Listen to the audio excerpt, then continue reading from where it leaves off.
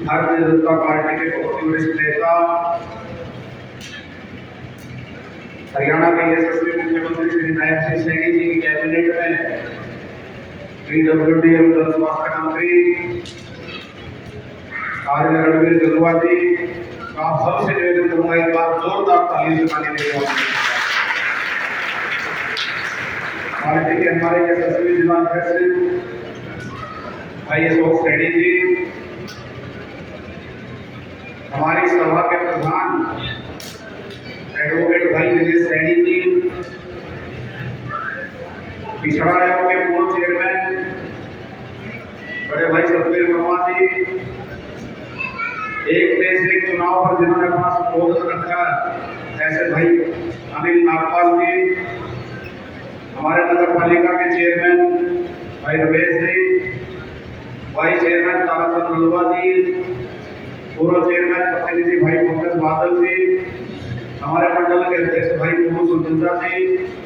बड़े भाई शिव कुमार सैनी जी, वरिष्ठ नेता पार्टी के हमारे भाई प्रवीण सैनी जी, मुकेश सैनी जी, हिसार से जो हमारा निरंतर सहयोग करते रहते हैं, भाई मुकेश गोयल जी, देवेंद्र जी, हमारे सतबीर सैनी जी, धर्मान जी, रामकेश बंसल जी, और विशेष रूप से कुंडली से आए भारतीय जनता पार्टी के वरिष्ठ नेता और अपने कटेऊ रोशन सैनी जी, भाई संदीप जी, उपस्थित समाज की सरदारी पिता समान बुजुर्गों, मातृशक्ति नौजवान साथियों, बहुत खुशी का अवसर है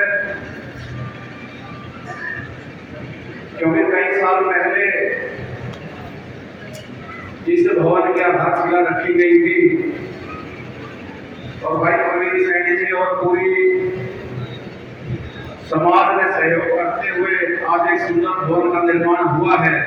और आदरणीय गंगवा जी के कदमों से इसका उद्घाटन हुआ। मैं पूरे समाज को इसकी बहुत बहुत बधाई देता हूँ, शुभकामनाएं देता हूँ। आज बहुत पुण्य अवसर है, महात्मा ज्योतिबा फुले, हम कल्पना कर सकते हैं कि 18वीं शताब्दी में जब पूरी तरह से भेदभाव से भारत देश ग्रसित था, छुआछूत से ग्रसित था, शिक्षा का बहुत अभाव था, उस समय उस महापुरुष ने शिक्षा की अलग जगाने का काम किया, देश से छुआछूत कम हो, भेदभाव कम हो, इन सब विषयों पर समाज का मार्गदर्शन किया, नेतृत्व किया। और वो शुरुआत भी कहां से की? अपने स्वयं के घर से। आजकल हम बोल देते हैं कि समाज में ये होना चाहिए, ये होना चाहिए, ये होना चाहिए। तो हमारे ऐसे महापुरुष महात्मा ज्योतिबा फुले ने अपने घर से शुरुआत की, अपनी धर्मपत्नी माता सावित्री बाई फुले और अपनी बहन को शिक्षित करके उस शिक्षा की अलग जगाने का काम किया, जिसके कारण से आज भारतवर्ष में हमारी माताएं बहनों को एक नया रास्ता मिला। और क्योंकि वर्तमान समय में देश के यशस्वी प्रधानमंत्री नरेंद्र मोदी जी मातृशक्ति के लिए अनेक प्रकार की योजना लेकर के आए और आने वाले 2029 में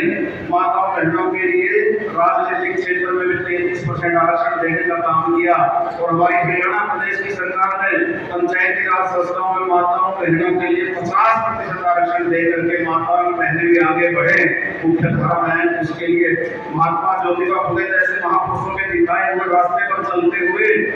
आज भारत की तरक्की में माताएं बहनें अपना भरपूर योगदान दे रही है। मैं आज इस मंच से धन्यवाद करना चाहूंगा हमारे यशस्वी मुख्यमंत्री श्री नायब सिंह सैनी जी का भी, क्योंकि उनका भी योगदान हमें इस संस्था में मिला है। 2 बार हमारे यहाँ कार्यक्रमों में आकर उन्होंने अपना सहयोग देने का काम किया है और आदरणीय रणवीर गंगवा जी ने पहले भी सहयोग दिया है और ऐसे अनेक महानुभाव जिन्होंने इस संस्थान में सहयोग देने का काम किया है, मैं इस मंच के माध्यम से उन सबका धन्यवाद करता हूँ। और ऐसे पुण्य के अवसर पर महात्मा ज्योतिबा फुले, माता सावित्री बाई फुले जैसे महापुरुषों से दिखाए मार्ग पर चलते हुए हम अपने समाज को एकजुट करते हुए आगे बढ़ेंगे तो निश्चित रूप से देश आगे बढ़ेगा। और आज में वो अशोक सैनी जी भी चर्चा कर रहे थे कि भाई पिछड़ा समाज, भाई अब ये पिछड़ा समाज नहीं है, ये भारतीय जनता पार्टी के कार्यकर्ता नायब सिंह सैनी के नेतृत्व में चलने वाला प्रदेश है। पिछड़ा कहने की अब आवश्यकता नहीं है, क्योंकि मुख्यमंत्री नायब सिंह सैनी प्रदेश का नेतृत्व कर रहे हैं और पिछड़े समाज से कि हमारे देश के यशस्वी प्रधानमंत्री नरेंद्र मोदी आज पूरी दुनिया में भारत का नाम रोशन करने का काम कर रहे हैं।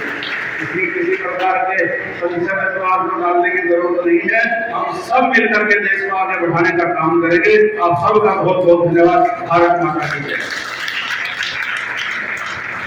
धन्यवाद आदरणीय सुरेंद्र भूमिया जी। अब मैं निवेदन करूंगा, जिसका काफी समय से आप इंतजार कर रहे हैं और आज के मुख्य वक्ता, आज जिन्होंने इस हाल को उद्घाटन के माध्यम से समाज को समर्पित किया, ऐसे माननीय रणजीत गुआ जी कैबिनेट मंत्री आए पूरे युवाओं का और बुजुर्गों का फिर रूबरू हो माननीय रणजीत गुआ जी।